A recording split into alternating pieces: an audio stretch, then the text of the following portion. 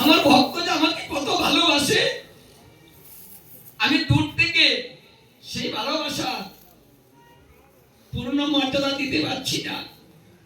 তাই ভক্তের ভালোবাসার মর্যাদা দিতে গোলক বৃন্দাবন পরিত্যাগ করে ভুলুকে এসেছেন এই গোলক বিহারী। বলছে দেখ, আমাকে ঐশ্বর্য নিয়ে যাওয়া যাবে না, আমি ঐশ্বর্য ছেড়ে দিব।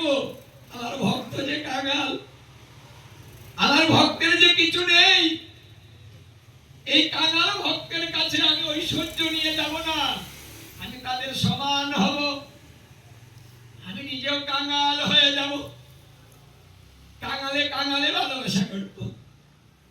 সমানে সমানে ভালোবাসা হয়, বড় ছোট নয়। তাই আবার রাধি গোবিন্দ সমান হয়ে গেলেন ভক্তে। কারণ সমান না হলে তো কোলাকুলি করা যাবে না। দেখবেন যদি কোনো সাধারণ ব্যক্তি হয়, কোন ভদ্রলোকের সাথে গিয়ে কোলাকুলি দিতে পারে না, দেয় না, চেয়ারে বসে থাকবে, নিচে নামবে না। অনেক শিক্ষিত, অনেক বড় লোক, একজন সাধারণ ময়লা বস্ত্র পরিধান দোলাই গড়াগড়ি দিচ্ছে, সেই ব্যক্তি এত দামি দামি কাপড় চোপড় পরে তারা বসে থাকে, তাদের সঙ্গে কি কোলাকুলি দিতে পারে? পারে না।